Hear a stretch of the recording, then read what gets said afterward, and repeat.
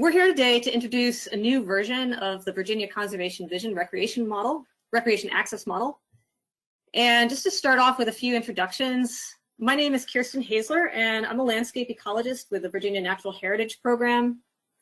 My colleague David Buckland is here as well. He's the spatial ecologist, and he and I developed this model together, and he'll be taking questions after the formal presentation. We've also got Julie Buchanan and Mary Bishop on the line from our communications office, and I wanted to give a shout out to them because they were absolutely essential in helping us pull this webinar together and setting up the meeting. We are going to be going through a lot of information today, so hopefully this will help you understand what the model is for and how it was developed, and we'll try to answer as many of your questions as we can. And we're also going to ask for your feedback as well. This new version of the model is still in draft form. It hasn't been released yet, and so your feedback really is important as we work towards finalizing the model, which we hope to do by June.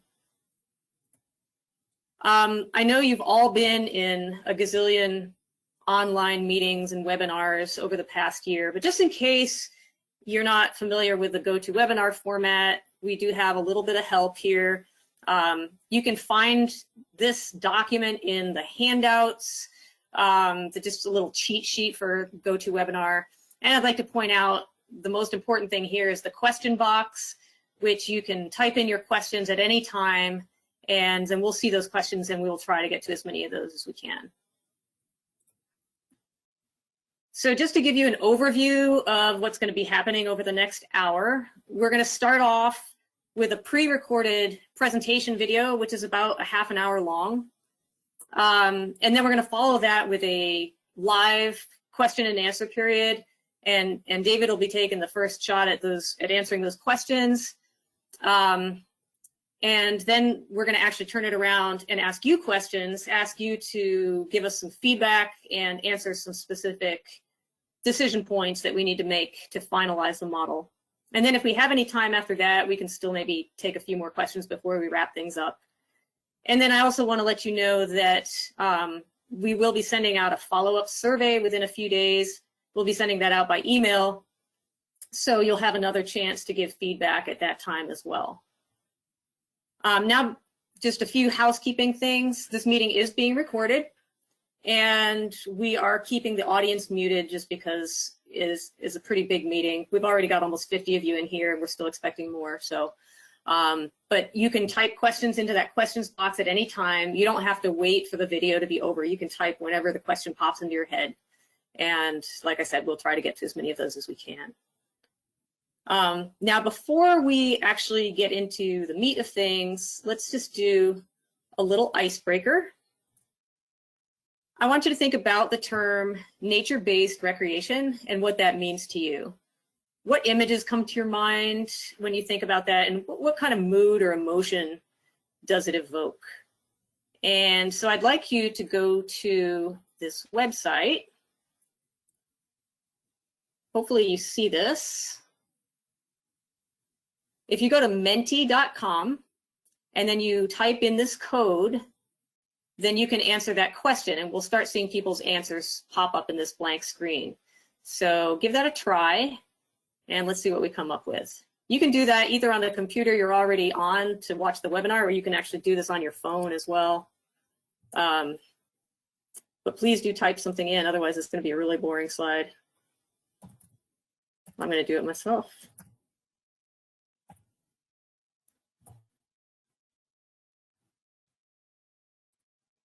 Hopefully this works.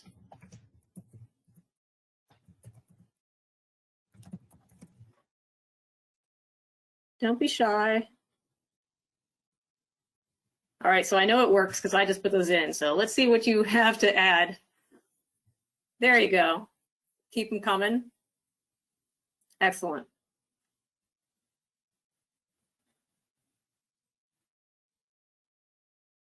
All right, we can keep those going. And all right, I might frame this. All right, with that, I think we can go ahead and Julie, can you go ahead and start the presentation rolling? Hello. Thank you for tuning in to watch this video presentation. My name is Kirsten Hazler, and in this video, I'll be giving you an overview of an update to a model that you may already be familiar with, known as the Recreation Access Model. This model is still in draft form, and we're currently accepting feedback that will inform production of the final version. With this update, the model will most likely get a new name, but for now, I'll continue to refer to it as the Recreation Access Model. This model is one of several in a digital conservation atlas known as Virginia ConservationVision. Before I go into the specifics of the Recreation Access Model, I wanted to clear up some confusion that often arises between ConservationVision and Conserve Virginia. Virginia ConservationVision started out as something called the Virginia Conservation Lands Needs Assessment back in 2007. Conserve Virginia was an initiative of Governor Northam, announced in 2018, and its use is now codified into Virginia law. ConservationVision is a conservation atlas, which means it's a collection of multiple maps and models that represent different themes. Each one can stand on its own or be used in conjunction with other models. Conserve Virginia is kind of a mashup of multiple maps that have been combined into a single layer. But that layer has multiple attributes representing different themes. For those of you who are GIS practitioners, you may want to know that ConservationVision maps can be in raster or vector format.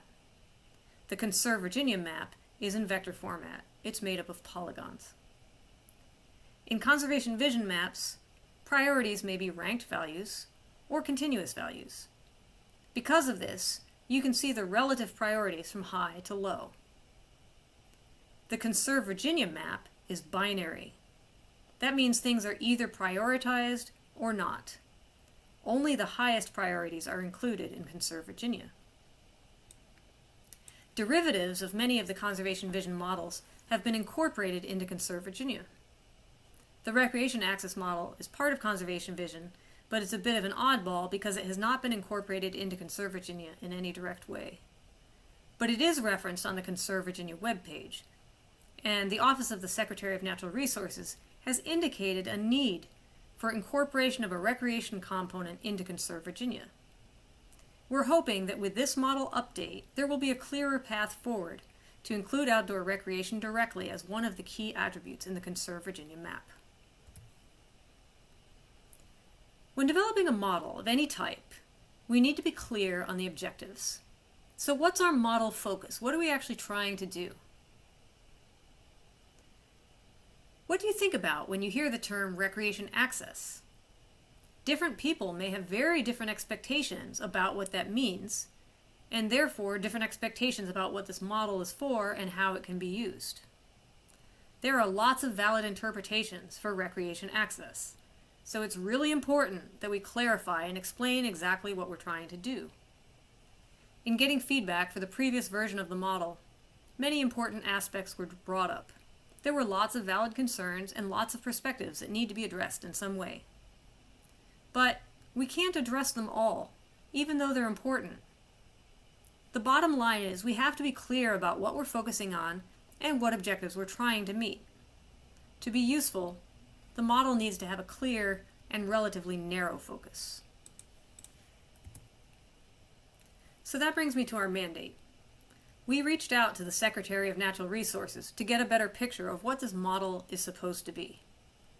Our mandate is to develop a model that focuses on green, open space recreation, the types of outdoor recreation that don't necessarily require facilities, or require only minimal facilities like trails and boat launches. This model is intended to meet the needs of the Virginia Lands Conservation Foundation for scoring grant applications, especially for the open space category. And it needs to be a model that can easily feed into Conserve Virginia. Now, it's quite possible that there are some things you would have liked to see in this model that we're not going to attempt to address. If that's the case, there may be another model or other data out there that better suits your needs. Our goal with this presentation, in part, is to help you understand what the model is intended for, what's included, and whether or not it's suitable for your particular needs. One of the comments we've heard over and over is the importance of having a park within a 10-minute walk. I absolutely agree that walkability is so important, and we did include this aspect in the previous version of the model, but we're not including it in the next edition. And the reason is there's already a good tool for that. Rather than try to reinvent the wheel, we're now pointing people toward a model developed by the Trust for Public Land called ParkServe. So after all that preamble, I think we're ready to explicitly say what the purpose of the model is.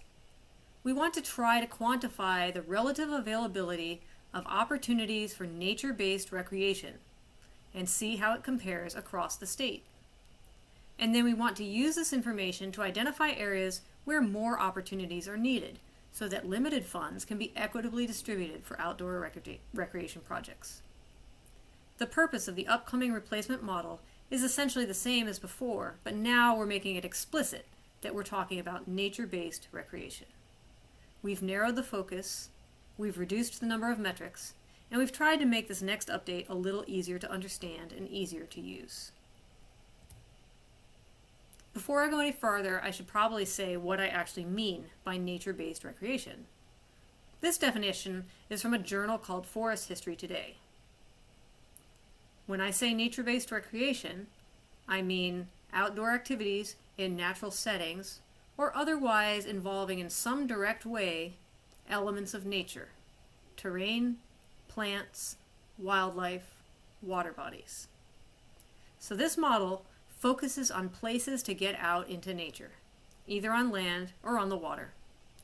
We're not including information on facilities like basketball courts and soccer fields.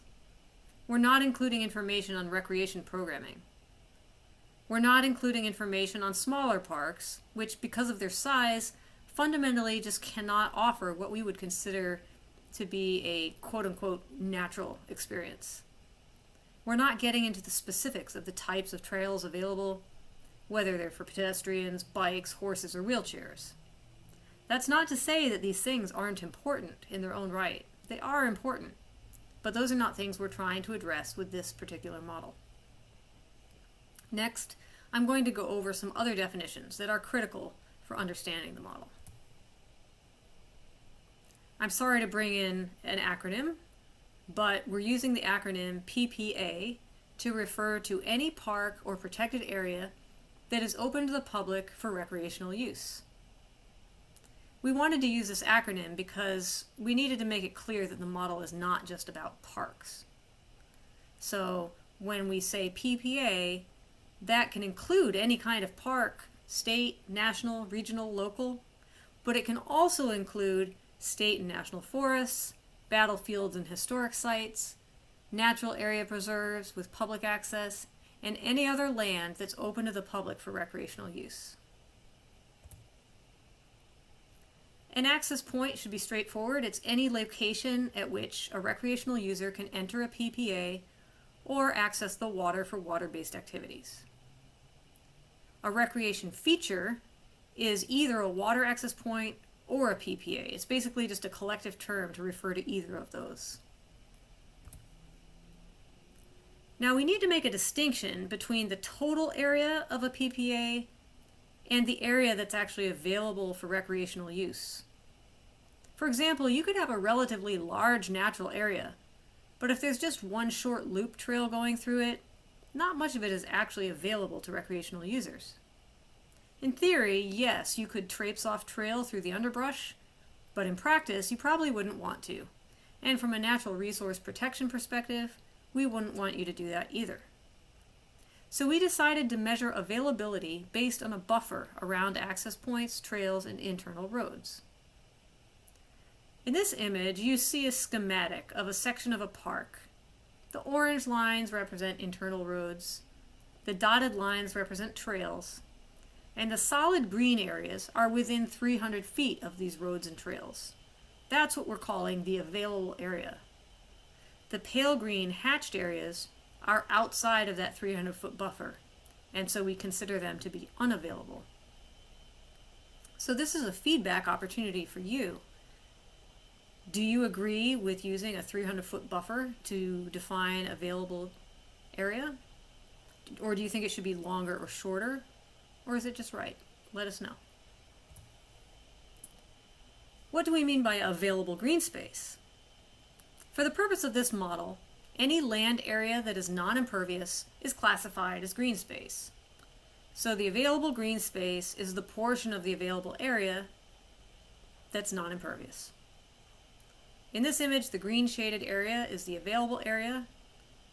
Within that, you've got green space. That's the available green space. The parking lot, although it's in the available area, it's obviously not green space. And then those areas that are green space, but not within that 300-foot buffer, those are unavailable. So you'll see that the concept of available green space is going to be very important as we talk about some of the recreation availability metrics used in the model. And you'll sometimes see available green space abbreviated as AG. This slide is to illustrate the concept of a recreation service area. A service area is the area around a recreation feature that can be reached within a specified travel time for a specified mode of travel. Remember again, the recreation feature can be either a PPA or a water access point. In this slide, we're looking at 30-minute service areas for 3 parks. Now this is a simplification because in this area there are actually lots of other PPAs, but we're just showing 3 to keep it simple to illustrate the point. So here you have Bryan Park, and it has a yellow shaded service area. Pocahontas State Park with a pink shaded service area. And Powhatan State Park with a blue shaded service area. And you can see where these different service areas overlap to varying extents. So here, for example, you're in the service area of both Bryan Park and Powhatan State Park. If you're over here, you're actually in the service area of all 3 parks. So if you drive 30 minutes, you could get to any of those 3. The service area of a recreation feature is not in any way influenced by the service areas of other recreation features. Each service area is delineated independently. So all it depends on is the mode of travel, which we assume to be car, and the travel time allowed, which we set at 30 minutes here. So this is another feedback opportunity. We'd like to know from you if you agree with the 30-minute travel time limit, or should it be a longer or a shorter time? This next concept is a little difficult to explain, but I'll do my best here. When I say service catchment, I mean the subset of a service area for which the travel time to the target recreation feature is shorter than for any other recreation feature included in the analysis. In this slide, you see the same general area as in the previous slide, but now I'm showing all the PPAs that meet a certain size threshold. These are shown in dark green. So again, we have Pocahontas, Powhatan, and Bryan Parks, and you've got a bunch of other PPAs as well. And each of these PPAs has a service catchment delineated in light green outline. Except for Bryan Park, I emphasized by adding a brown outline. The idea of a service catchment is taken from watershed science. In a watershed, all the land within a catchment drains to a single stream reach. By analogy, the recreation feature is like a stream reach, and all the people within its service catchment preferentially go to that one recreation site. So basically, a service catchment represents the area from which each recreation feature would draw its visitors, if people could only go to the recreation site closest to them in terms of drive time. So within the brown outline, all those people would go to Bryan Park. Outside of that line, they would go to a different PPA because a different PPA would be closer. Now obviously this is a simplification of reality. We know that people can't always go to the closest recreation site. Or they could, but they don't. But to be able to calculate recreation pressure, which I'll get to next, we need to make some simplifying assumptions. Remember, it's a model, so we have to make assumptions and we have to make simplifications. Now here's a critical point. Unlike service areas, service catchments by definition do not overlap, and they are not independent of each other. The catchment for any given recreation feature depends on all the other recreation features around it. In this example, if we added more PPAs, the catchments nearby would get smaller. If there were fewer PPAs, many of these catchments would be larger. And if Bryan Park was the only PPA in the area, then its service catchment would be exactly the same as its service area.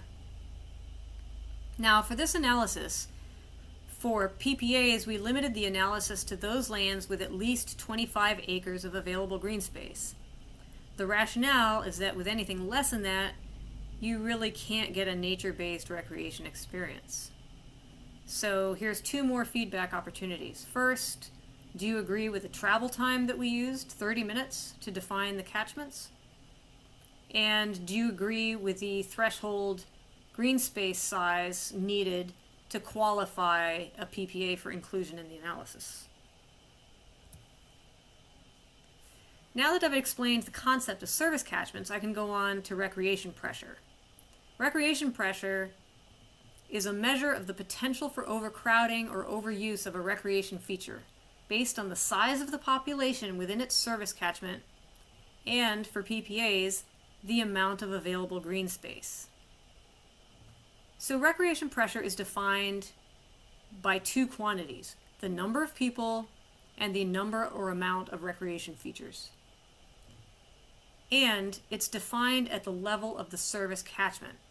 So let's go back again to Bryan Park as an example. We're zoomed in a little here. Here's Bryan Park. Here's its service catchment. Within that service catchment, we can calculate the number of people that live there. We can calculate the number of available green space acres. We can also calculate the available green space acres of smaller PPAs that are in the catchment that were too small to be included in the general analysis. And we can sum those two quantities to come up with the total available green space acres within that catchment. And so given the population and the available green space acres, we can come up with a measure of recreation pressure. And that's on a scale from 0 to 100. In this graph, you can see how recreation pressure is related to the amount of available green space per 1,000 people. For a given number of people, the more green space you have, the lower the pressure on that green space. I could have shown a similar graph for water access. In that case, the x-axis would show the number of access points per 100,000 people. The shape of this curve depends on how we define moderate pressure. For land-based recreation, we assumed that at 10 acres of available green space per 1,000 people, recreation pressure would be moderate with a value of 50. For water-based recreation, we assumed that 10 water access points per 100,000 people would result in moderate pressure. Once again, here's a feedback opportunity. How should we define moderate recreation pressure? This is a pretty important question because it affects the curve and how we score recreation pressure. So what goes into the model? Fundamentally, we need recreation data. We need geographic data on where the parks and other public access lands are. We need data on where the trails and trailheads are, and we need data on where the water access points are. So for this, we can use the same data that you find in the Virginia Outdoors Plan Mapper. But we also had to obtain data from outside the state. So we delineated a 50-mile buffer around Virginia and collected the same type of data from those areas, because people can easily travel across state borders. And so especially if you're at the edge of Virginia, people may be equally likely to go into a bordering state for recreation as they would to go in their own state. And this affects how much pressure there is on Virginia's parks and public lands and water access. So we also needed ancillary data. We needed to be able to assess the amount of green space within the public lands, and for that we used National Land Cover Database data. To be able to delineate service catchments and service areas, we needed to do travel time analysis, and for that we needed roads data, which we got from OpenStreetMaps. And we also needed population data, which we got from the US Census. So now we're at the point where we can see how the input data sets were used to develop the recreation access model. One of my favorite nerdy quotes is by a statistician who said, "All models are wrong, but some are useful." Now, why would I say that all models are wrong? I'm a modeler. I make models all the time. But models are wrong because there are always going to be limitations to the input data. There are always going to be some model assumptions that aren't quite met. And you're always going to have to make some simplifications just to be able to get anything done. So we don't expect to get everything exactly right. We just hope to get things close to right. And in the process, we are striving to make something that's actually useful to people. Now, we can certainly use your help in improving the model. That's why we're having this feedback session. And if you know of anything about any of the input data sets, if you're aware that there's any issues in there, please bring them to our attention. For example, if you know that a park is mapped in the wrong place, or if you know that there's a trail that hasn't been mapped at all, or if you know that this water access point that was mapped doesn't actually exist, we need to know that as well. The better the data, the better the model.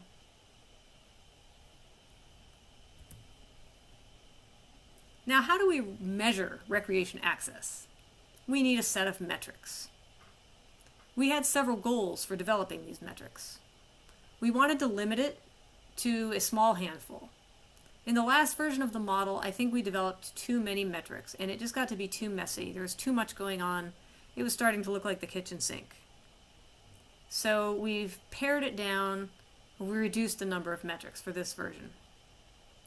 We wanted to limit the model to as few assumptions as possible, because the more assumptions you have, the more likely you're going to violate some of them.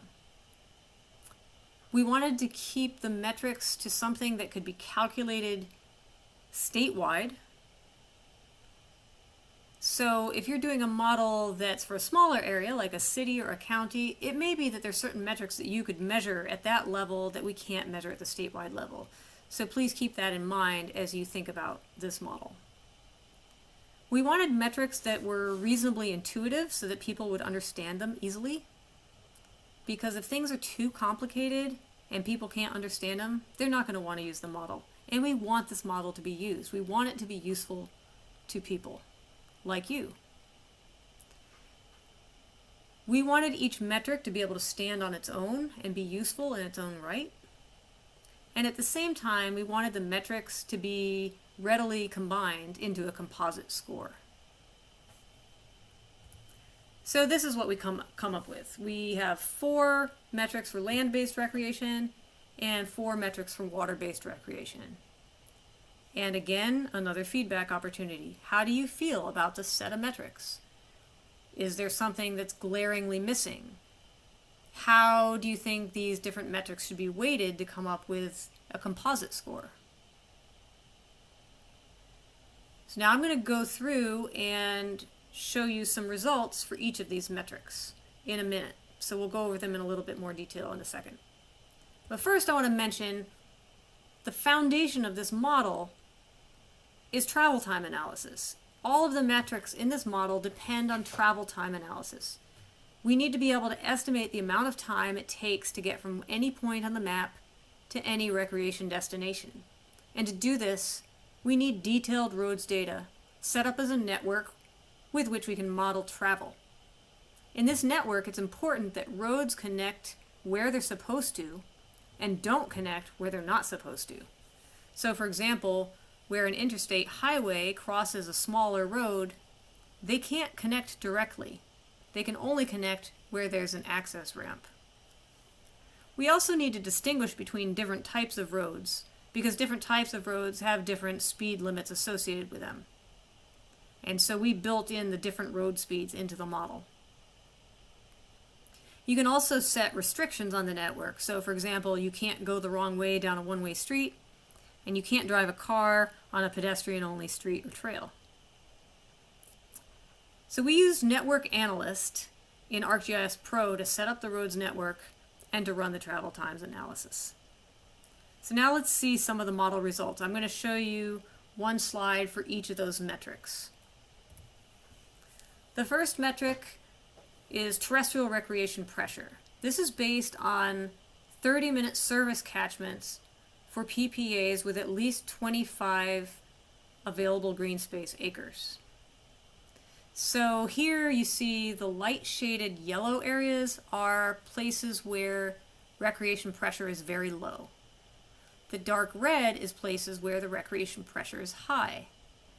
That means that relative to the number of people in that area, there's probably not enough available green space for that population. There's also some areas marked in gray, like this. We call those unserved gaps. So those are places where if you drive 30 minutes, you cannot get to a PPA that meets these specifications in a 30-minute drive. You'd have to drive farther to get to that. This map shows the travel time to PPAs with at least 5 acres of available green space. This is showing the travel time to the nearest one.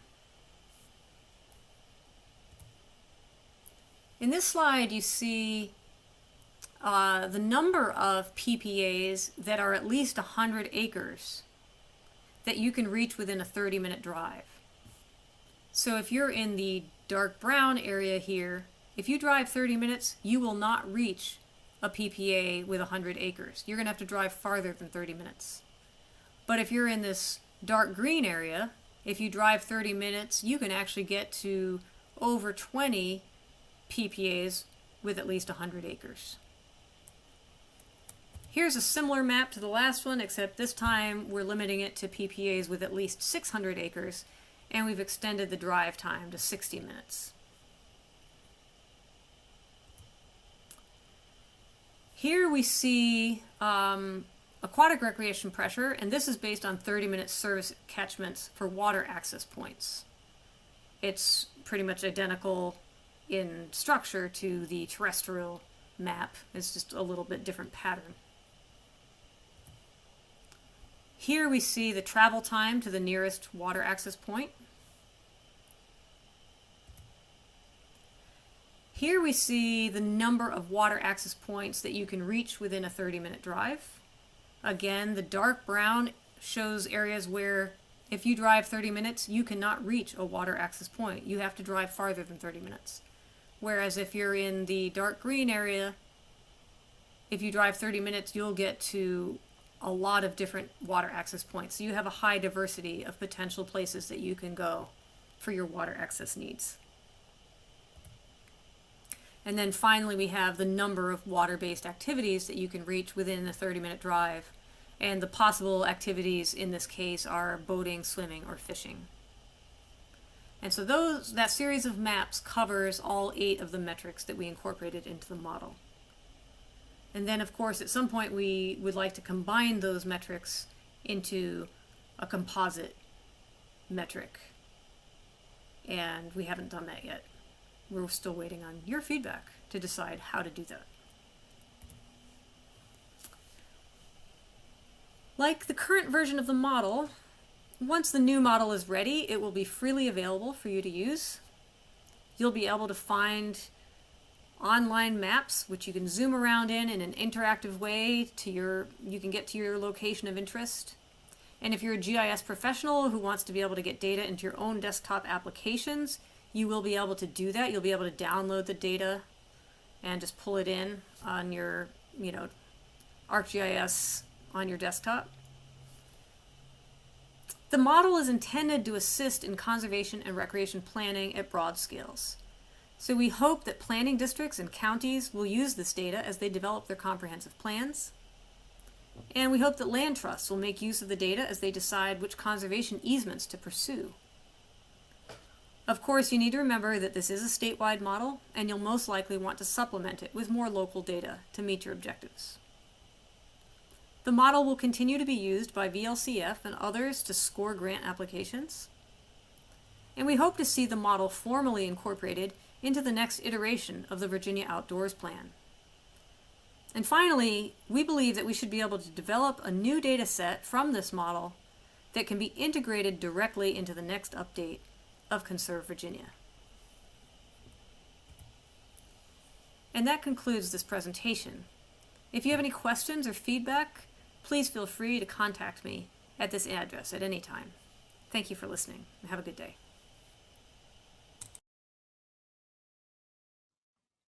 Okay, at this point, I'm not sure if you can hear me, but it's time for question and answers, so we'll pass this on to Data to take some questions. Okay, now can you hear me? I can hear you. All right. Okay, hi everyone, I'm David Buckland. I'm the spatial ecologist here at the Virginia Natural Heritage Program. So we'll get right into the questions that are coming in during the presentation, and I'll invite you to continue adding them if you wish, and try to get to as many as we can. So one question I saw a couple times is if we have a lower limit or the smallest PPA used in the model, and as of now we're looking at 5 acres of available green space is the smallest kind of cutoff we've used for any of our analyses. So anything smaller than that would have not shown up in any of our analyses at this point. But of course, we're going to ask for feedback on that.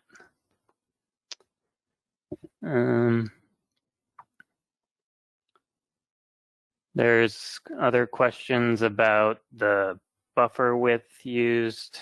Again, we had to kind of pick a starting point, so we are using 300 feet around trails, internal roads, and access points within PPAs to define that available area.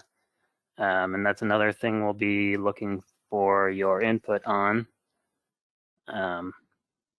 So you'll want to think if we should maybe use a smaller buffer, larger buffer to kind of determine what available from a road or trail, what area from a road or trail is kind of available to the user.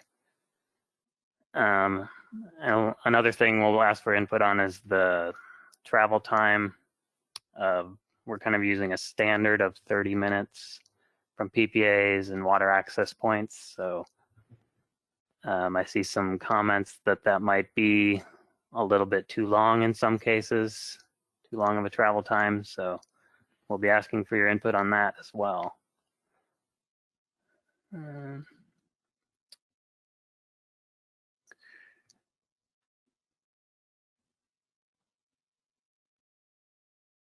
So there's a question about all the sites publicly accessible only. Yes, everything we're using here would, we are only including publicly accessible sites, lands, and water access.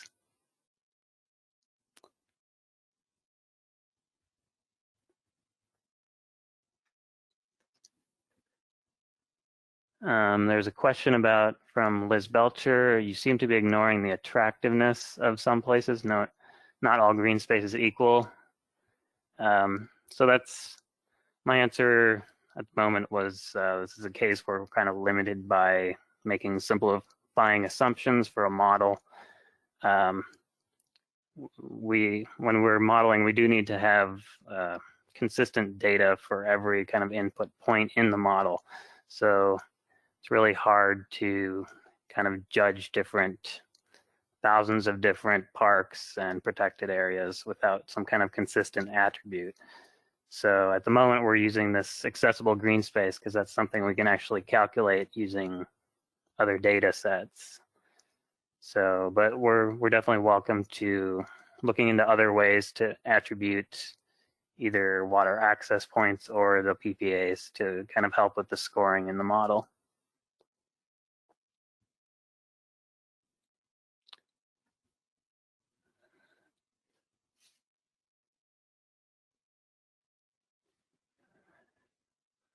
There's a question from Janet. PPA should be benchmarked and compared with populations of the areas. Less recreation is needed in some of the areas lacking recreation that were cited in the presentation.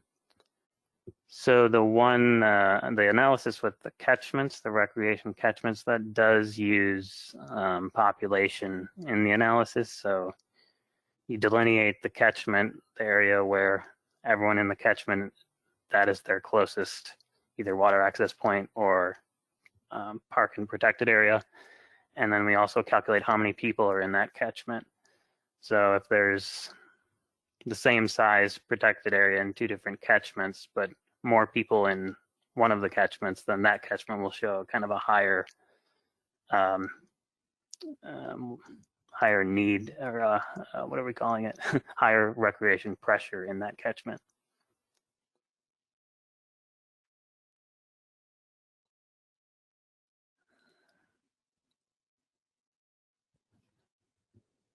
There's a question from Link. How often will the model be updated or rerun to respect the changes to travel time analysis that come with road changes? I don't have an exact kind of return time on how often we'll be updating the model, but we are building these processes so they can be fairly easily rerun at a recurring interval. I would say probably around a year, every 1 or 2 years we could do that. Of course, you don't have updated roads data at kind of the national level that we need that frequently, but and we'd also want to include all the updates to recreation areas and recreation access points at that time.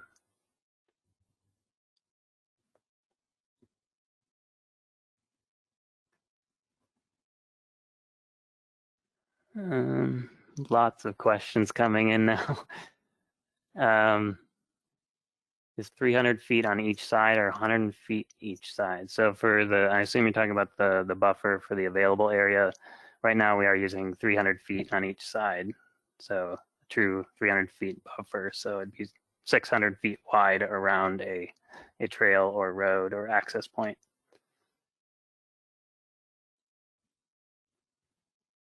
David, I'm going to say probably take 2 more questions and then we should move on to the feedback session. Okay.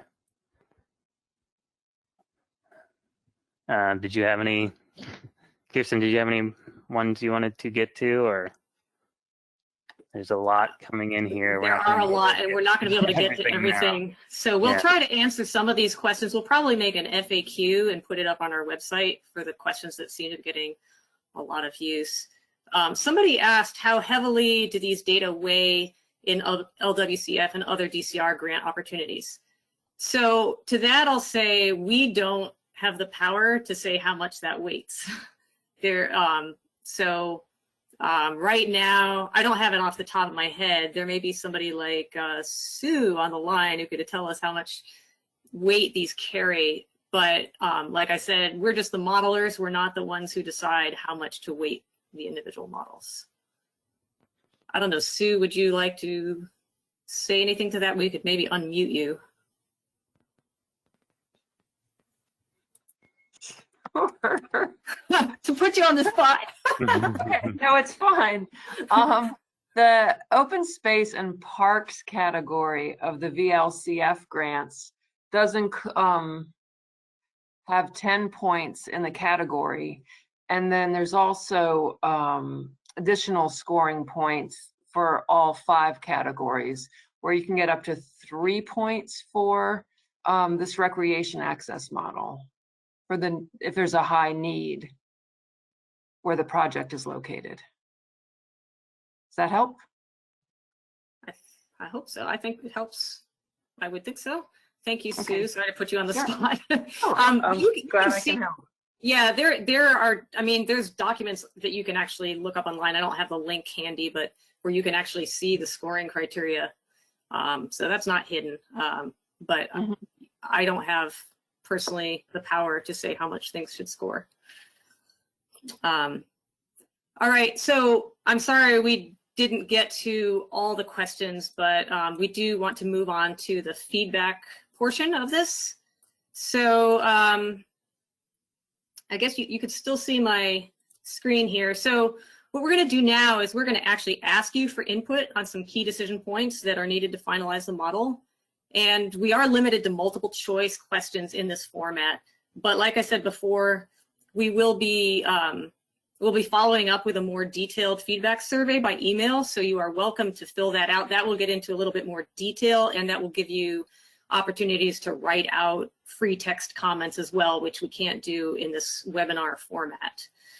So if you're feeling, as we go through the feedback part, if you're feeling frustrated at the limitations of your choices, just put your best answer and just realize that another survey is coming out where you can go into more detail. All right, so we'll go to the first one. So as we're defining available area of a PPA, we used a 300-foot buffer around access points, trails, and internal roads. And so we want to know from you, how do you feel about that buffer? And here's these images show what Bryan Park would look like depending on which buffer width you use. So obviously the wider the buffer, the more area is considered available. The narrower the buffer, the less is going to be available. So I'm going to post this poll right now, and you should be able to click on it and answer.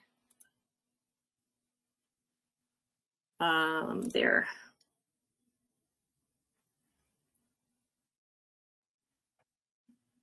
Since I now this is Sue Bobolkaya, and since I now have the power to unmute myself. Oh no. I'd like to request maybe using this in an example, like, because to me, I don't know how this would affect a project.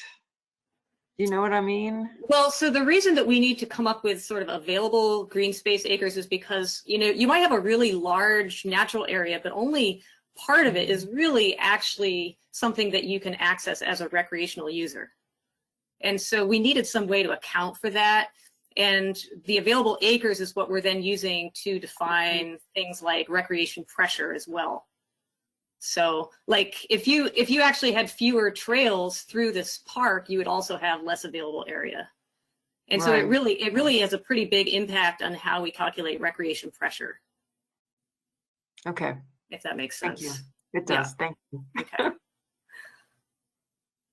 All right. I'm just going to give a few more seconds to get your votes in because we only have 10 minutes left and we have a couple different questions to go through. So we've got about 62% have voted at this point. So I think I'm going to go ahead and close this and show you the results.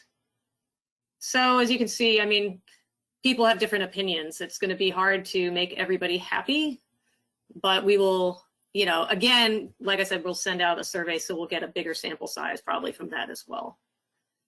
Okay, the next question is, so we used a threshold size for the travel time analysis. This actually came in the questions. When we were looking at the travel time to the nearest PPA, we used a cutoff of PPAs that had at least 5 acres of available green space. So anything less than 5 acres of available green space did not get included in the analysis. And these images are just sort of give you a visual of what that size really looks like. So how do you feel about that 5 acre cutoff that we used for calculating travel time? Here's the next poll.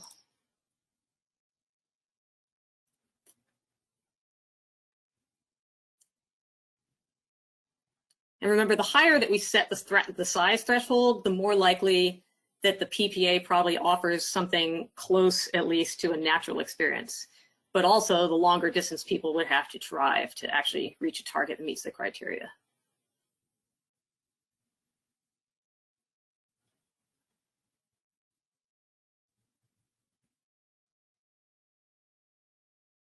Okay, just a few more seconds here to get your votes in.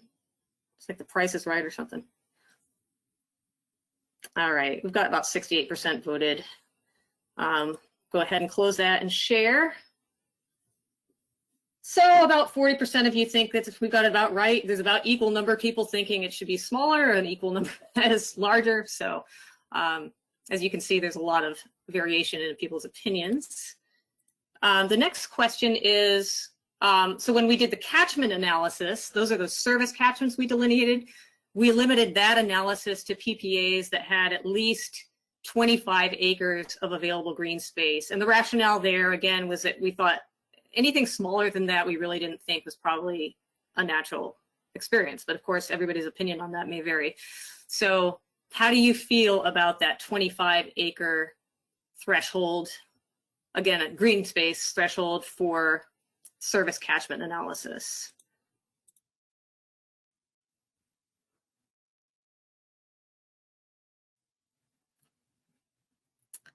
And of course, the higher the threshold, the fewer catchments will be delineated, and the catchments will tend to be larger. And there will also be probably more unserved gaps showing up.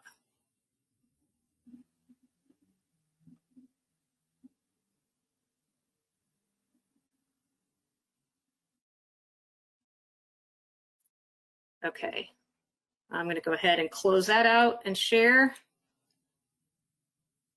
So almost half of you thought that threshold was about right, but there's a lot of people that thought it should be smaller, okay? And a fair number of people don't know. Our next question is looking at the service areas as well as catchment. So we used a time limit typically of 30 minutes for the standard. So when we're looking at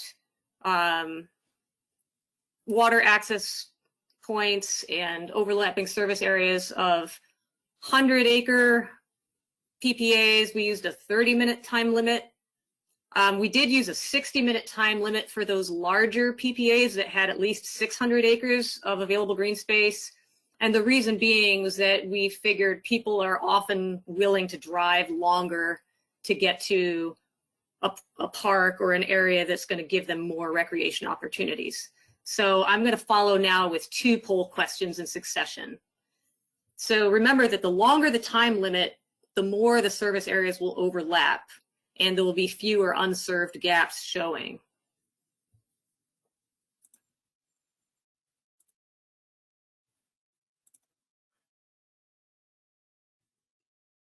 So this is the first one. So how do you feel about the 30-minute standard time limit for, this would be for the catchment analysis, for travel to water access points, and for travel to 100-acre PPAs?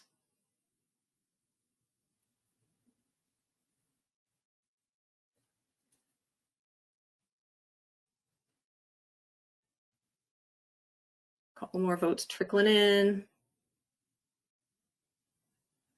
Okay, I'm going to go ahead and close this out and share.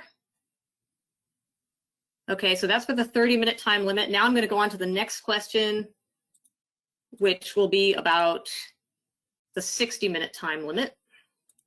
And so the 60-minute time limit applies only to those PPAs that have at least 600 acres of green space.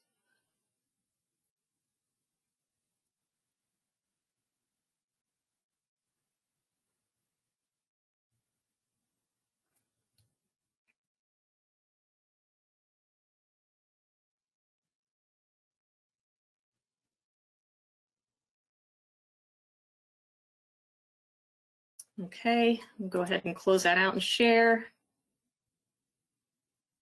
So in this case, most of you thought that time limit was about right for those size parks. Okay, next, when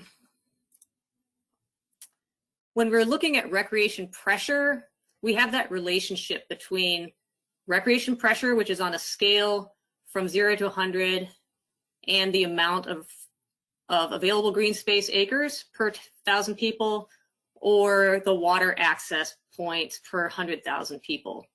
And the curve really depends on what we're calling moderate recreation pressure.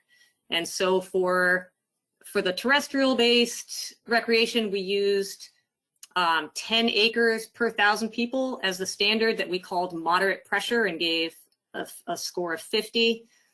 And for water access, we set the standard at 10 water access points per 100,000 people and called that moderate. So we want to know from you, we're going to do 2 questions in succession now. you know, what do you think those standards should actually be? So here's for the land-based.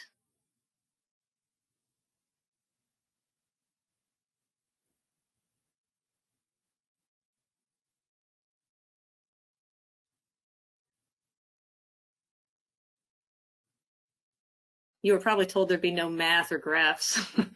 Sorry about that.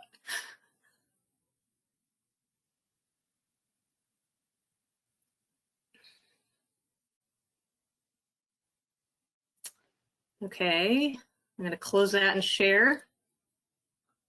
So there's a lot of people not sure about the definition. That may be that there's some confusion as to what this means. So hopefully we can clarify that at some time. The next question is for water-based.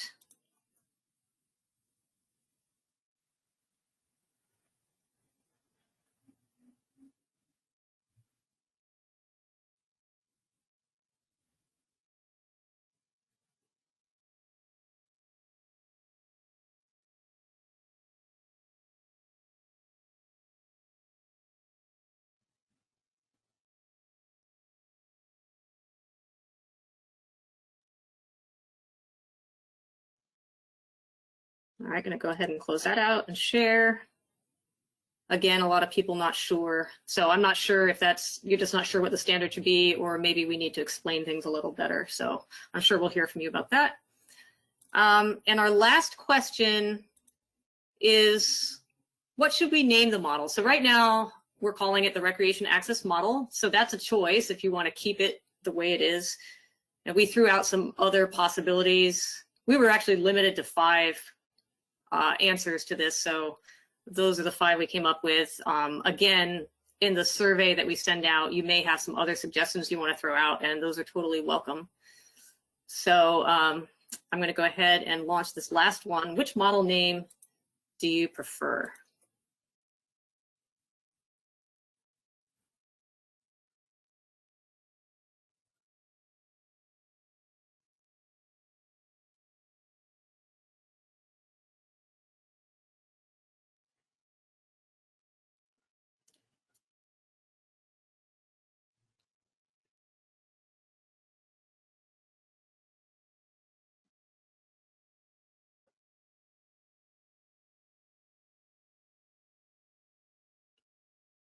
Okay, I think everyone who wanted to vote has voted.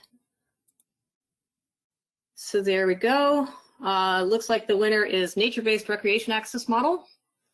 It's my personal favorite, so thank you.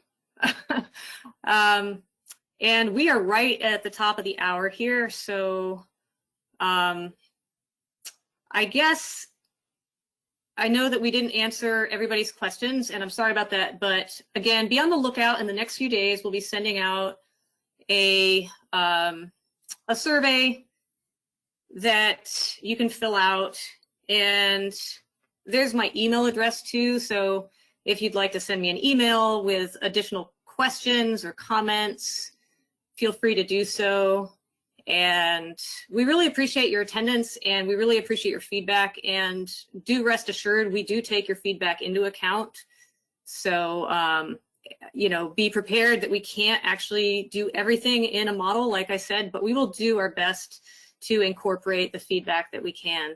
And so thank you so much for coming today, and have a great rest of your day. Thank you.